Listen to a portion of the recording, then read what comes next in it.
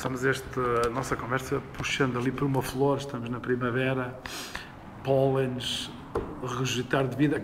Qual é assim o balanço que se pode fazer neste momento à vossa intervenção aqui no Montijo, Concelho, cidade, toda, o balanço, as áreas principais que causam alguma... a nossa intervenção e que haja alguma mudança nesse sentido. Mas se calhar tinha que fazer aqui um peritozinho aqui por... Primeiro, estamos há 3 anos, há 3 anos há 3 anos que existe este protocolo.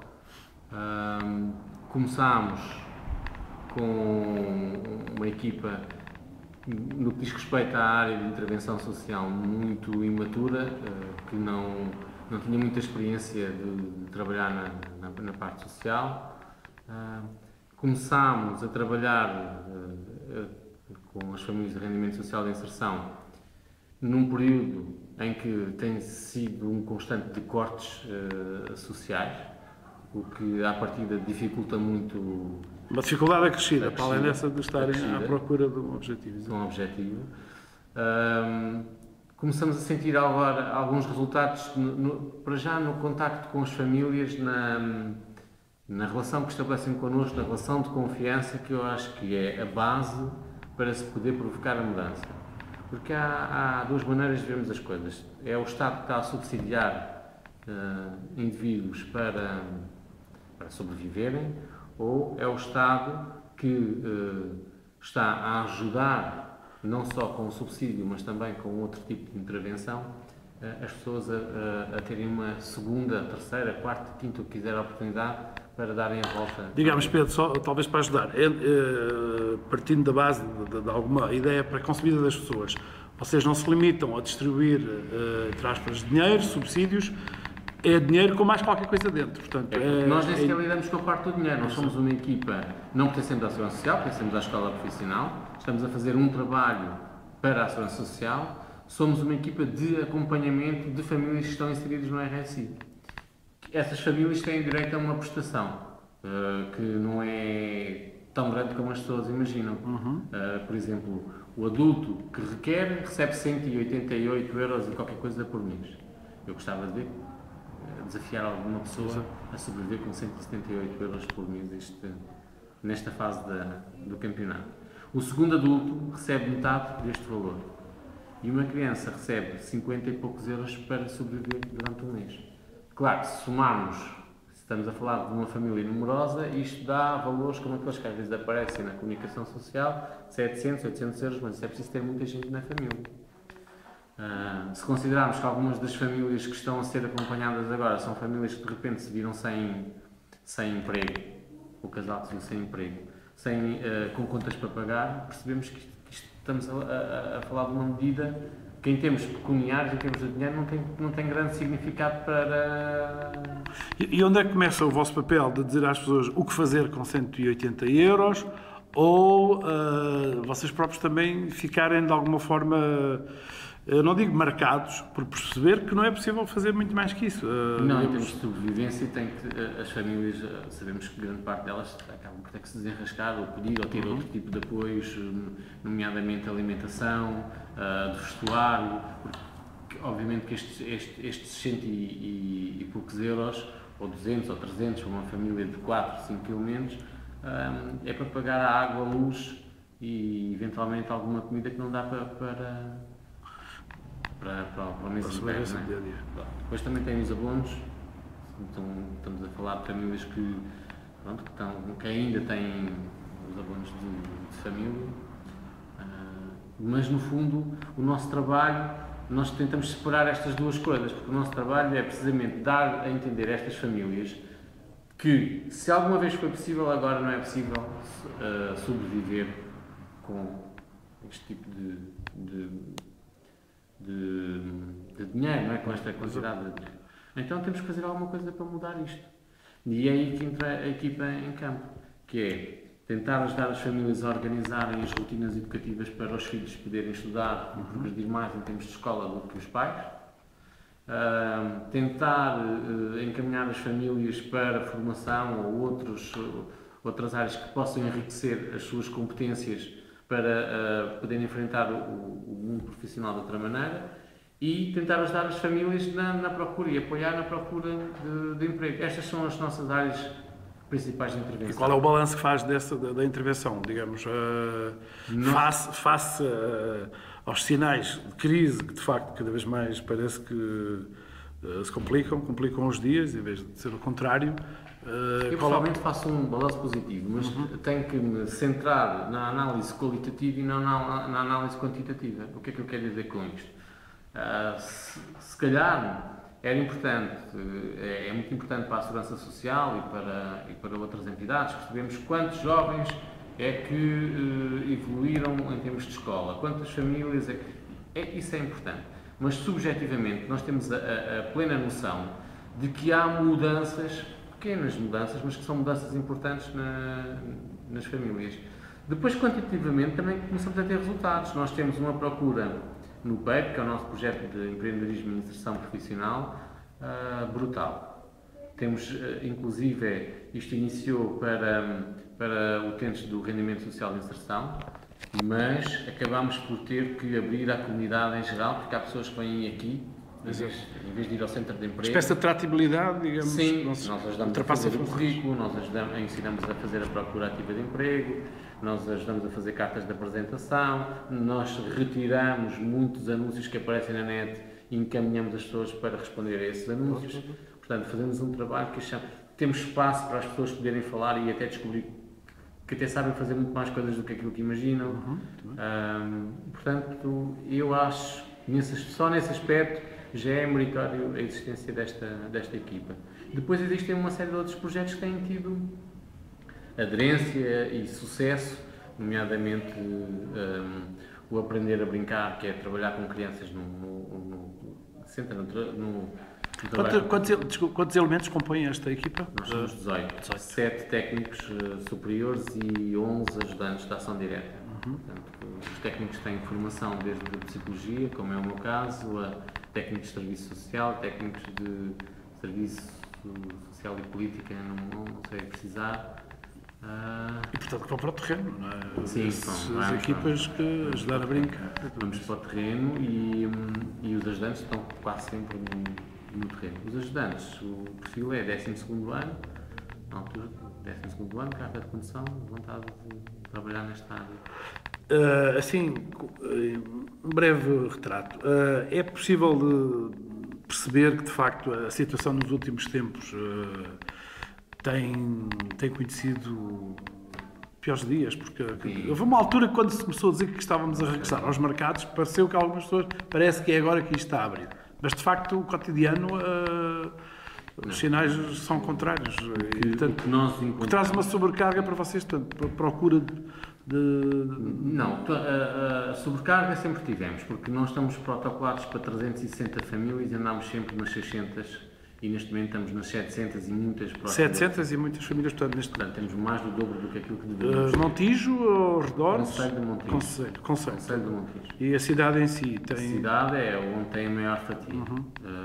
Eu não quero estar em erro, porque não tenho os números de cor, mas são cerca de 500 e tal 500 e tal processos só na cidade de Montijo. Muito bem. Portanto, só nessa área percebemos que as coisas estão complicadas. Depois percebemos que, e isto é uma coisa que é a olhos vistos, que as respostas que existem são muito menores do que aquelas que existiam, primeiro ponto. Que as pessoas, e depois há uma coisa curiosa, que isto é muito importante. De alguma forma havia, e se calhar todos nós entramos com alguma ideia pré-concebida no rendimento social de inserção, que eram famílias, as famílias que usufruíam, ligamos sempre a etnia cigana, a etnia africana, a classe social com escolaridade baixa, e agora temos de ter algum cuidado com esta apreciação que fazemos. Há muita família de classe média, e eu não estou a brincar nem dizer, não tenho o mínimo piada, mas é classe média alta, que tem que recorrer ao rendimento social de inserção. Você já tem casos desses no Montijo? Nomeadamente, nós, no Conselho de Montijo e Alcochete. Nunca acreditou que se pudesse chegar a uma situação dessas? É uma pergunta assim um bocadinho. Não acreditei que se pudesse chegar a uma situação destas. Mas depois se calhar também não estava diretamente envolvido nesta área, passei por muitas outras áreas, Sim. da área social, mas a verdade é que se calhar chegámos a um ponto onde se há postos de trabalho que desaparecem e se há famílias que tinham um estilo de vida que lhes permitia, porque tinham 2 postos de trabalho e ganhavam relativamente bem, e de repente começam a desaparecer esses postos de trabalho e não há alternativas, as contas estão para pagar, não é? E de repente não tem, acabou o subsídio, não tem alternativas, não há alternativas. Antigamente se calhar as pessoas facilmente desfaziam de bens, mas hoje em dia é difícil vender um bem. Quem é que compra? Pedro, uma pergunta meio provocatória, não é para cortar a conversa, mas, por exemplo, às vezes vamos ao Fórum Montijo, eu fico horas e horas nas filas dos postos dos telemóveis. Tem algum dinheiro mal gasto? Nada disso vos passa pela mão. É uma boca. Passa. É? Então não passa-nos pela mão pessoas que a gente sabe que Se deslumbraram, que sabiam que não tem, mas. Eu não sei se será só. Acho que houve pessoas. Esta parte do RSI. A minha opinião é que esta crise é uma crise de valores, não é uma crise económica. A crise económica é consequência da crise de valores. Porque acho que eu sempre me habituei a pensar que, e continuo a acreditar que o dinheiro não é como o álcool, não se evapora. Portanto, ele há de andar em algum sítio. Se calhar é cada vez mais mal distribuído. Agora, se calhar há pessoas que não se aperceberam daquilo que estavam a acontecer, porque uma sociedade de consumo leva-nos a consumir mesmo quando a gente julga que não está a consumir. Exato. As coisas estão montadas desta maneira. Nós julgamos que não estamos a consumir, mas estamos a consumir. E não há nada na nossa sociedade de consumo que apele e que faça o travão, a não ser esta brutalidade de aumentar os preços e de acabar com o apoio, que é um travão ao consumo, mas é um travão. As coisas não devem ser feitas assim. Eu acho que sim, devem ser sempre feitas pelo lado da educação. Quer dizer, nós não podemos travar o consumo e ter mensagens constantes de consuma isto, consuma aquilo. É um paradoxo que as pessoas não conseguem resolver na sua cabeça. E se olharmos para os países do terceiro mundo, o que acontece é isso mesmo. Isto é uma visão, e há alguma evidência científica neste sentido. Quanto menos têm as pessoas, às vezes até têm fome, mas uma forma de se sentirem que estão a evoluir é através dos bens de consumo. Exato. E, portanto, está tudo ao contrário. Há muita coisa por fazer. Claro que há pessoas que continuam a ter telemóveis melhores que o meu, por exemplo, e a gastar rios de dinheiro em telemóveis e comprar acessórios para os telemóveis. E dizerem que têm fome, mas os miúdos aparecem a comer chupas e chocolates. Só que isto é consequência de uma falha na educação. Pedro, maio e abril e maio, são meses típicos, não sei se isso pode dizer, de apelo à solidariedade, aos valores, recordar abril, recordar maio, já lá vão quase 40 anos. Como é que estamos de solidariedade entre aqueles que estão razoavelmente bem na vida, no Montijo, no Conselho, na nossa região, assim uma resposta muito rápida, como é que estamos de solidariedade? As pessoas percebem que há outros que estão de facto bem piores do que enfim, o grosso da população e de alguma forma procuram-vos quererem sugerir. Isto é também para aproveitar este momento para fazer algum apelo, se quiser. Até que ponto é que. Temos procura em termos nesse sentido, nós não, mas é assim também, se calhar não se tem que se dirigir a nós, tem que se dirigir a outras. Sim, mas vocês de alguma forma têm uma informação privilegiada, digamos. Sim. Mas tem a escola profissional, nós temos algumas ideias de tentar puxar pela solidariedade das pessoas. Já falámos na escola profissional, estão aí em Forja algumas ideias. Sim. Mas eu vou deixar uma provocação neste sentido, porque eu acho que isto é que é consequência do ciclo das coisas não funcionarem. Eu, de alguma forma, e tento, quando falo com as pessoas com quem, as famílias com quem acompanho, às vezes também entro nesta provocação. Quando não há solidariedade entre quem não tem, é extremamente difícil encontrar solidariedade onde quer que seja. E o problema disto é que, se calhar, quando não temos, queixamos dos que têm, mas depois, quando temos, esquecemos dos que não têm.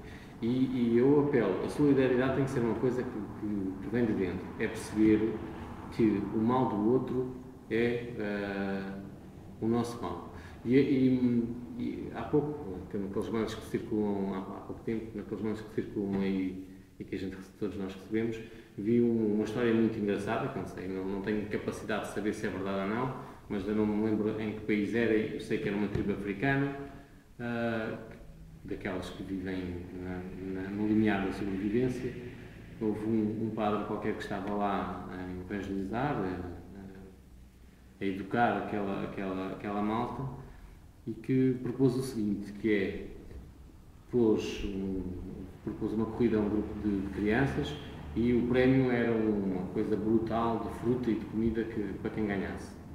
E então, quando deu a partida, os miúdos arranjaram maneira de chegarem todos ao mesmo tempo à meta.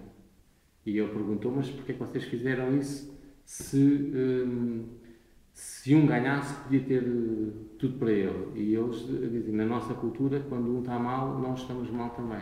E eu acho que apelar ao sentido de solidariedade é porque somos um todo. Enquanto nós não percebemos isto, vamos estar sempre em crise. Por isso é que eu digo que isto não é uma crise económica. A crise económica é consequência da crise de valores que nós estamos a atravessar. Mesmo a terminar, acho que há um programa em preparação de intervenção no bairro da Caneira. É possível dar 2 ou 3 pinceladas do que é que está a ser preparado? Sim, a ideia de intervenção no bairro da Caneira é tentar requalificar o bairro em termos exteriores e requalificar também em termos ambientais, mas tendo sempre com o objetivo de, com esta requalificação, as pessoas também requalificarem as suas relações. E em vez de ser do exterior para o interior, seria do interior para o exterior. Isto é, nós ajudamos, estamos lá, mas são eles que vão provocar essa mudança. Por exemplo, na área da reabilitação urbana, recuperarem o parque de jogos, recuperarem, se calhar, se a Câmara permitir, alguns apartamentos. Portanto, estamos a organizar nesse sentido. E a ideia é mesmo tornar aquele bairro, reconstruir aquele bairro, mas com as pessoas reconstruírem, com a nossa ajuda. Claro. Estaremos cá para contar como é que isso vai ser. Bom trabalho. Obrigadinho. Para si e para todos os seus colegas.